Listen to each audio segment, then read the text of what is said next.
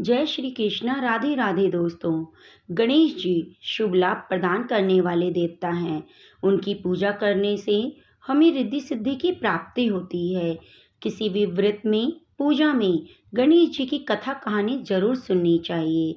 आज मैं आपको श्रवण कराने जा रही हूँ कजरी तीज के अवसर पर गणेश जी की पौराणिक कथा। एक बार गणेश जी एक सुंदर गांव से गुजर रहे थे। इस गांव के खेत हरे भरे थे। सुबह का समय था। ठंडी पवन का आनंद लेते हुए गणेश जी मूषक पर सवार होकर चले जा रहे थे। इतने में वह एक खेत से गुजरे तो आनंदवश फसलों में हाथ फिरा दिया। गणेश जी के ऐसा करने से उस फसल के कुछ दाने हाथ में आ गए। अब गणेश जी को पछतावा हुआ कि उन्होंने तो चोरी कर ली। भले ही उन्होंने जानबूझकर कुछ नहीं चुराया, लेकिन अब फसल के दाने तो उनके हाथ में आ गए। गणेश जी ने गिने तो वह 12 दाने थे। अब गणेश जी ने उस खेत के मालिक को खोजा और उन सेठ जी के यहाँ 12 साल की नौकरी पर लग गए। एक दिन सेठानी राख से हाथ धोने लगी। गणेश जी ने सेठानी का हाथ पकड़कर मिट्टी से हाथ धुलवा दिया। सेठानी ने सेठ जी से शिकायत की और कहा, देखो नौकर ने मेरा हाथ पकड़ लिया। सेठ जी ने गणेश जी को बुलाकर पूछा कि तुमने सेठानी का हाथ क्यों पकड़ा।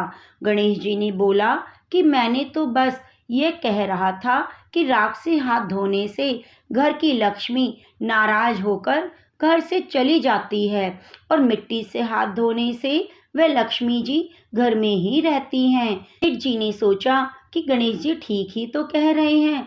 थोड़े दिनों बाद कुंभ का मेला आया। सेठ जी ने कहा, गणेश सेठानी को कुंभ के मेले में स्नान करा के ले आओ। सेठानी किनारे पर बैठकर नहा रही थी तो गणेश जी ने उनका हाथ पकड़कर आगे डुबकी लगवाई।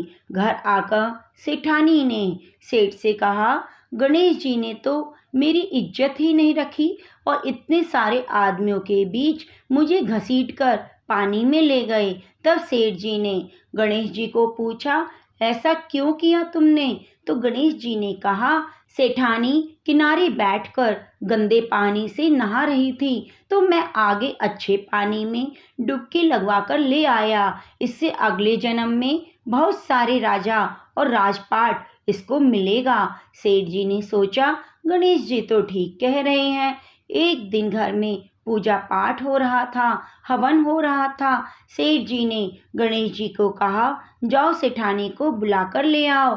गणेश जी सेठानी को बुलाने गए तो सेठानी काली चुनरी ओढ़कर चलने लगी। गणेश जी ने काली चुनरी फाड़ दी और कहा, लाल चुनरी ओढ़कर चलो। सेठानी नाराज हो गई तो सेठ जी ने आकर पूछा, क्या बात है? सेठ जी ने बोला, गणेश जी आपने यह क्या किया? सेठानी की चुनरी फाड़ दी। सेठ जी ने गणेश जी को डांट लगाई। गणेश जी बोले, काला वस्त्र पूजा पाठ में नहीं पहनते, इसलिए मैंने उनकी चुनरी फाड़ दी और लाल वस्त्र पहनने के लिए कहा। काला वस्त्र पहनने से कोई भी शुभ काम सफल नहीं होता। फिर सेठ जी ने कहा, गणेश तो समझदार हैं।